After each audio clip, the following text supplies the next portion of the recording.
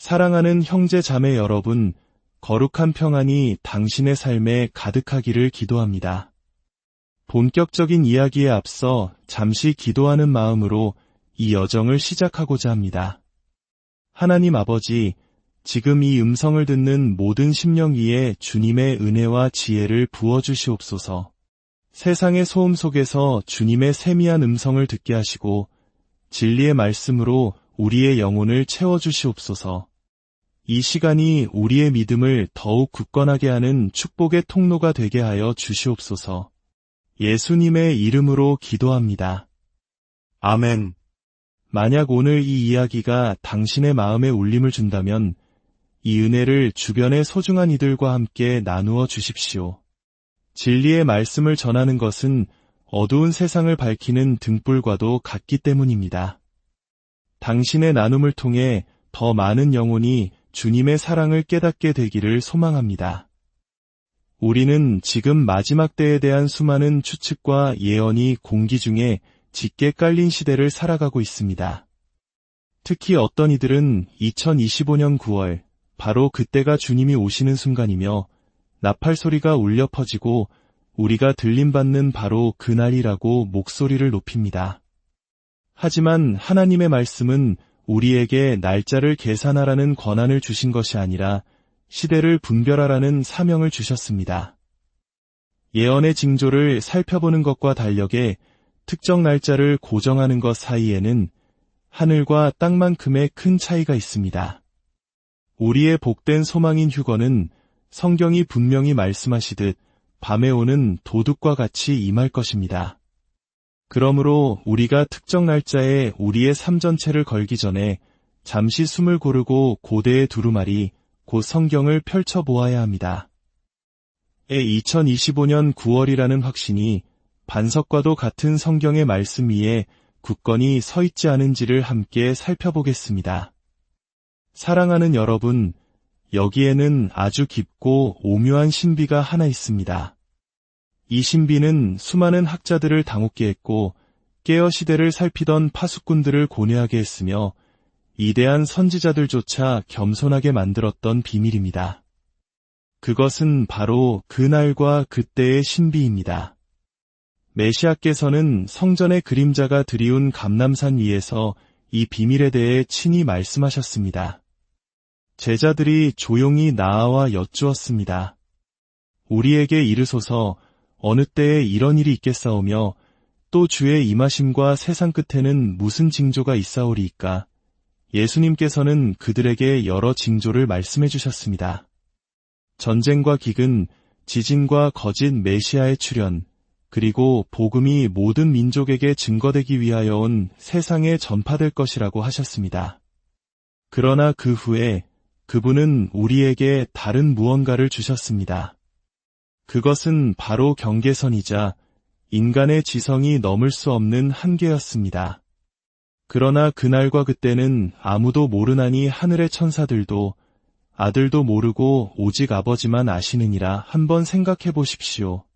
하늘 보좌 앞에서 스랍들의 찬송을 듣고 하나님의 영광을 직접 뵙는 천사들조차 그날을 알지 못합니다. 아들이신 예수님께서도 이 땅에 계시는 동안 겸손히 자신을 낮추시어 그 날을 아는 것은 오직 아버지의 권한에 속한 일이라고 말씀하셨습니다. 만약 천사들도 모르고 아들 자신조차 이 땅에서의 사역 동안 그 날을 선포하지 않으셨다면 이것이 우리에게 무엇을 말해주고 있는 것일까요? 그것은 이것을 의미합니다.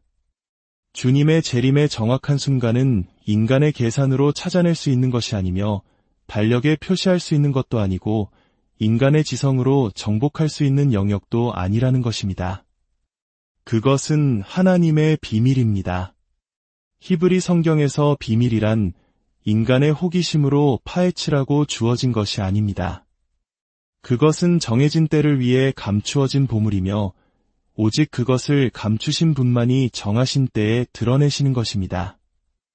헬라어 원문에서 아무도 모른다는 표현은 절대적인 의미를 가집니다. 소수만 안다거나 몇몇은 안다가 아니라 아무도 전혀 모른다는 뜻입니다. 마치 하나님께서 그날 위에 거룩한 장막을 쳐두신 것과 같습니다. 우리는 그 장막을 통해 다가오는 실체의 희미한 윤곽이나 어둠 속에서 가까워지는 그림자는 볼 수 있을지 모릅니다. 하지만 그 장막은 정해진 순간이 되어 하나님께서 친히 걷어 올리시기 전까지는 그대로 남아있을 것입니다. 고대 히브리인들의 사고방식에서 날과 시를 안다는 것은 그것을 지배한다는 의미를 가졌습니다. 고대 이스라엘에서는 혼인잔치의 주인이 결혼식 날짜를 정했습니다. 심지어 신부조차도 정확한 시간을 알지 못했습니다. 그녀는 오직 준비할 뿐이었습니다. 그녀는 항상 준비된 상태로 살아야 했습니다. 언제라도 보라, 신랑이로다 하는 외침이 들릴 수 있었기에 그녀는 자신의 옷을 희게 유지하고 등잔에 기름을 가득 채워두어야 했습니다. 성도들의 들림, 즉 휴거는 바로 이 결혼식에 비유됩니다. 이것은 신랑과 신부의 신비입니다. 그 날과 그때가 감추어져 있는 이유는 신부된 교회가 게으르지 않도록 하기 위함입니다. 만약 당신이 주님께서 오시는 정확한 날짜를 안다면 아직 시간이 있으니 괜찮아라며 영적으로 방황하거나 순종을 미루거나 마지막 순간까지 준비를 미루는 유혹에 빠지지 않겠습니까? 하지만 그때가 감추어져 있을 때 당신은 매일매일을 오늘이 바로 그날일 수 있다는 마음으로 살아야만 합니다. 물론 많은 사람들이 하지만 주님은 우리가 그 계절은 알 수 있을 것이라고 말씀하셨다고 주장할 것입니다. 네, 맞습니다. 예수님께서는 그렇게 말씀하셨습니다. 우리가 무화과나무의 가지가 연하여지고 잎사귀를 내는 것을 보고 여름이 가까운 줄 아는 것처럼 우리는 시대의 징조들을 볼 수 있습니다. 이스라엘이 그들의 땅으로 회복되고 예루살렘이 다시 유대인들의 손에 돌아가고 복음이 땅끝까지 전파되며 불법이 성행하고 전 세계를 하나로 묶으려는 시스템이 등장하는 것들을 보며 우리는 그 계절이 가까웠음을 알 수 있습니다. 하지만 계절을 아는 것과 정확한 날을 아는 것은 전혀 다른 문제입니다. 밤에 오는 도둑이 자신의 도착을 미리 알리지 않는 데에는 이유가 있습니다. 메시아께서는 자신이 밤의 도둑과 같이 오실 것이라고 말씀하셨습니다. 만약 그분이 당신에게 나는 2025년 9월 14일 자정에 갈 것이다 라고 말씀하셨다면 그분은 더 이상 도둑처럼 오시는 것이 아닙니다. 그 갑작스러움, 그 거룩한 침묵의 깨뜨림, 그 모든 충격은 사라지고 말 것입니다. 그분의 말씀은 깨어지고 하나님은 결코 자신을 반박하지 않으십니다. 보십시오. 당신이 휴거에 특정 날짜를 부여하는 순간 당신은 믿음의 영역에서 벗어나 추측과 억측의 영역으로 발을 내딛는 것입니다. 믿음은 깨어 지켜보는 것이고 억측은 섣불리 예측하는 것입니다. 믿음은 항상 준비된 자세로 서 있는 것이고 억측은 자신이 정한 날짜가 오기 전까지는 마음을 놓고 안심하는 것입니다. 사탄은 성도들이 특정 날짜에 모든 희망을 걸기를 그 무엇보다도 바랄 것입니다. 왜냐하면 그날이 아무 일 없이 지나가 버리면 희망은 상처를 입고 믿음은 흔들리며 조롱하는 자들이 일어나 그가 강림하신다는 약속이 어디 있느냐? 라고 말할 것이기 때문입니다. 여기에는 더 깊은 패턴, 바로 히브리 전통의 혼인 패턴이 있습니다. 고대 갈릴리 지방에서는 신랑이 신부의 값을 치르고 나면 신부를 위해 처소를 예비하러 떠났습니다. 그리고 오직 신랑의 아버지가 보기에 집이 완전히 준비되었다고 판단될 때에만 아들을 보내 신부를 데려오게 했습니다. 아들은 스스로 그날을 결정할 수 없었습니다.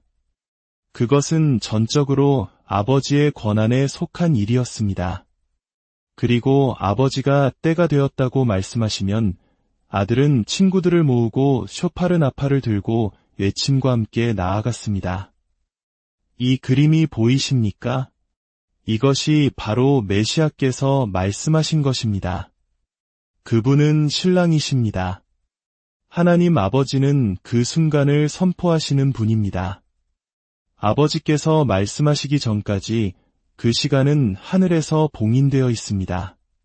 그러므로 사람들이 2025년 9월이 그날이다 라고 말할 때 그들은 그 하늘의 봉인을 자신들이 뚫었다고 주장하는 것입니다. 그러나 아직 하늘 법정에서 아버지의 입술로부터 그 말씀이 선포되지 않았다면 이 땅의 어떤 인간도 그것을 진실로 말할 수 없습니다. 이것이 바로 우리의 소명이 달력에 표시하는 것이 아니라 우리의 등불을 손질하는 것이고 계산하는 것이 아니라 우리 자신을 거룩하게 구별하는 것이며 날짜를 정하는 것이 아니라 우리의 마음을 하나님께로 정하는 이유입니다. 만약 당신이 지금 준비되어 있다면 그때에도 준비되어 있을 것입니다. 그때가 2025년 9월이든 혹은 당신이 상상하는 것보다 훨씬 더 먼 미래의 어느 순간이든 말입니다. 그렇게 미스터리는 여전히 남아 있습니다. 그 날과 그 시는 감추어져 있습니다. 신랑은 더디 오시는 것처럼 보입니다. 그러나 그분은 문 앞에 서 계십니다. 쇼파르의 소리는 아직 울려 퍼지지 않았지만 우리는 영안에서 그 폭발적인 소리가 울리기 직전에 순결을 거해 들을 수 있습니다. 그리고 그 순간이 오기까지 우리는 깨어 지켜보고 기도하며 우리의 시민권이 이미 장차올 하나님 나라에 있는 자들처럼 살아갑니다. 주님께서 오실 때에는 준비할 시간이 없을 것이기 때문입니다. 오직 준비된 모습으로 발견될 뿐입니다. 아멘. 주 예수여, 오시옵소서. 사랑하는 여러분, 하나님의 신비 속에는 모에딤, 즉 정해진 때라고 불리는 것이 있습니다. 이것은 사람이 만든 휴일이나 전통의 산물이 아니라 하나님 자신의 달력입니다. 이 모에딤은 시내산에서 이스라엘에게 주어졌고 레위기 23장에 기록되어 있습니다. 이것들은 하늘이 땅과 만나는 약속의 시간들이며 하나님의 구속 계획이 거룩한 시간 속에서 펼쳐지는 순간들입니다. 메시아께서는 이 절기들과 완벽하게 일치하여 오셨습니다. 그분의 죽음은 아무 날에나 일어난 것이 아니라 유월절 양을 잡는 바로 그날 페삭 즉 유월절에 일어나셨습니다. 그분의 부활은 땅에서 첫 곡식단을 흔들어 바치는 날 욤 하비쿠림 즉 초실절에 이루어졌습니다. 성령이 부어지신 것 또한 아무 날 아침이 아니라 이스라엘이 율법을 받은 것을 기념하는 날 사부오트 즉 오순절에 일어났습니다. 모든 정해진 때가 완벽한 순서대로 성취되었습니다. 그러므로 많은 사람들이 가을 절기를 바라보며 메시아의 재림과 휴거 역시 이 절기들 중 하나와 연결될 것이라고 믿는 것은 놀라운 일이 아닙니다. 그리고 이 가을 절기들 중에서도 유독 눈에 띄는 것이 있습니다. 바로 욤 테루아, 나팔절입니다. 쇼파르 나팔을 부는 날, 그리고 초승달이 관측되어야 시작되기에 그 날과 그 시를 아무도 모르는 날로 알려진 바로 그날입니다.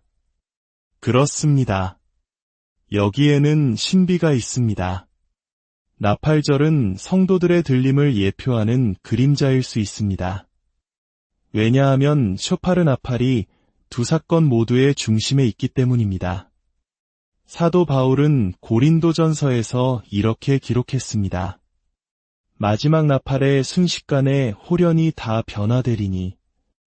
또한 데살로니가전서에서는 주께서 호령과 천사장의 소리와 하나님의 나팔 소리로 친히 하늘로부터 강림하시리니 라고 했습니다. 하지만 여기에 핵심이 있습니다. 나팔절은 매년 돌아옵니다. 매년 쇼파르가 울리고 매년 달이 숨겨진 그날 기억의 날이 찾아옵니다. 어떤 해가 그 해가 아니었다고 해서 그 절기가 헛된 것이 되는 것은 아닙니다.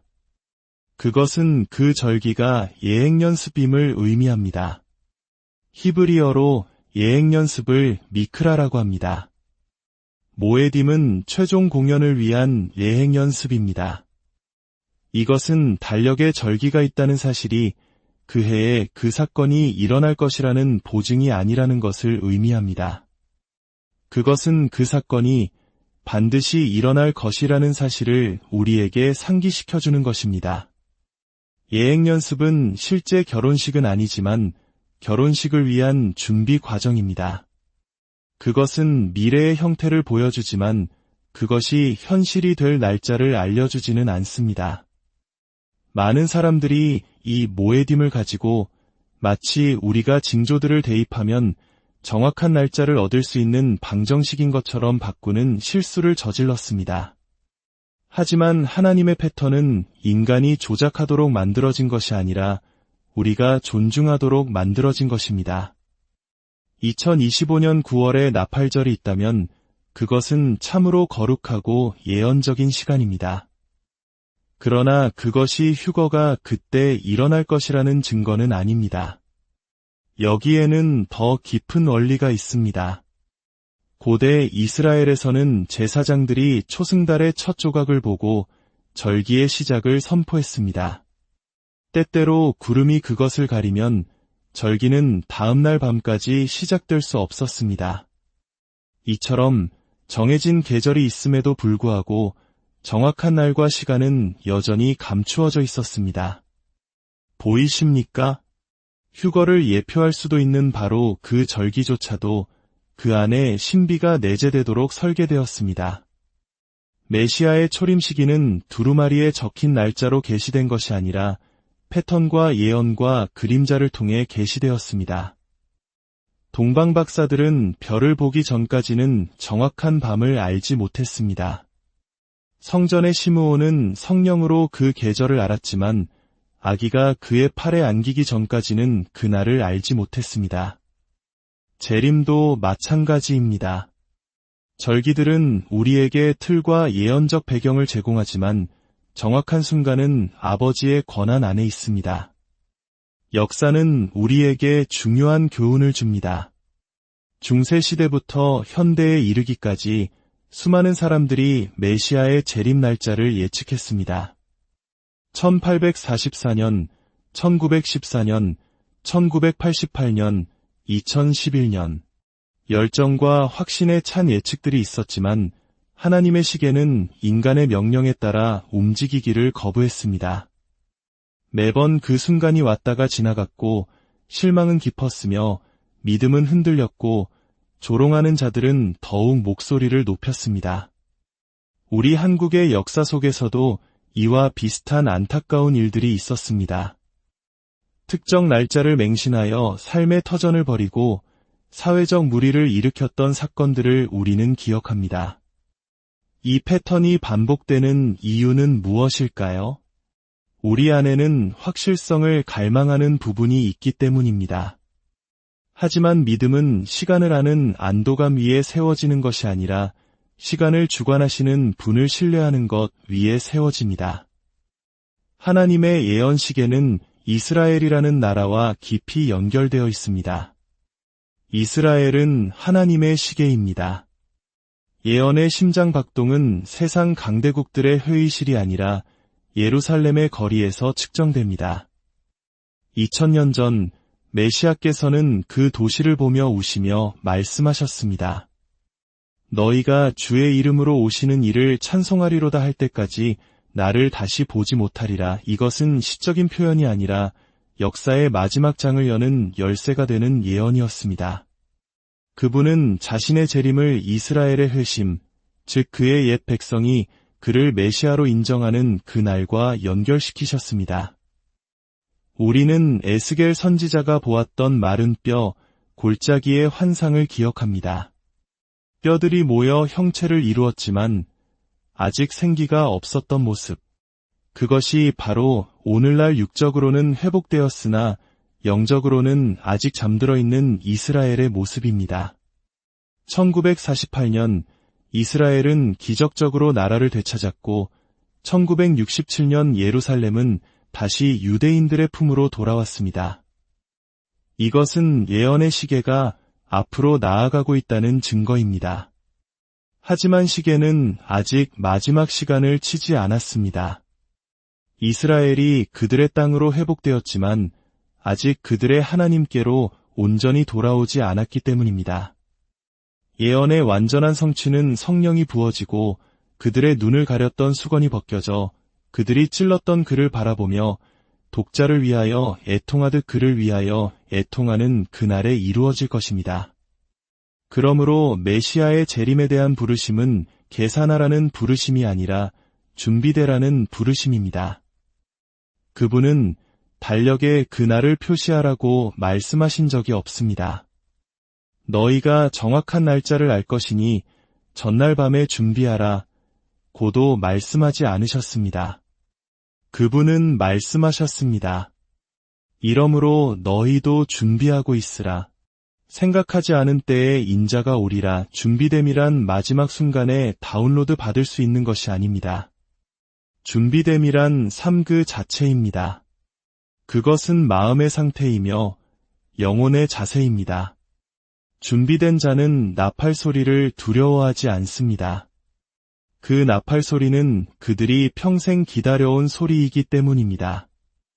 10처녀의 비유에서 지혜로운 처녀들이 준비될 수 있었던 것은 일정을 알았기 때문이 아니라 끊임없이 준비하는 상태로 살았기 때문입니다. 그들의 등잔은 가득 차 있었고 기름은 넉넉했습니다.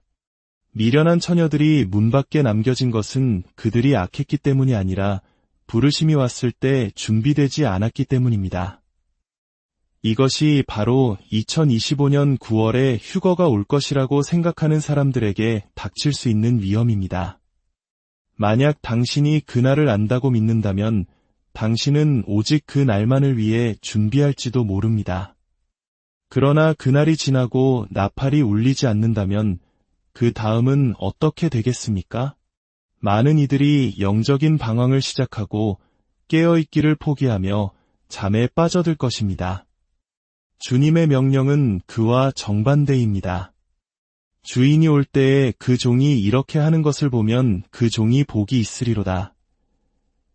무엇을 하는 것을 말입니까? 충성스럽게 살고 거룩함 가운데 행하며 하나님과 이웃을 사랑하고 죽어가는 세상의 복된 소식을 전하는 삶을 사는 것입니다. 준비됨이란 마지막 한 시간에 만들어지는 것이 아닙니다.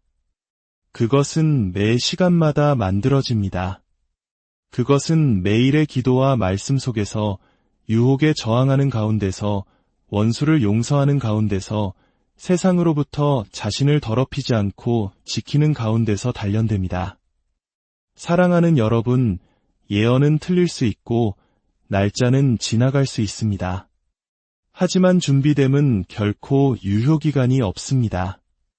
오늘 준비된 사람은 2025년에도 2055년에도 바로 오늘 밤에도 준비되어 있을 것입니다.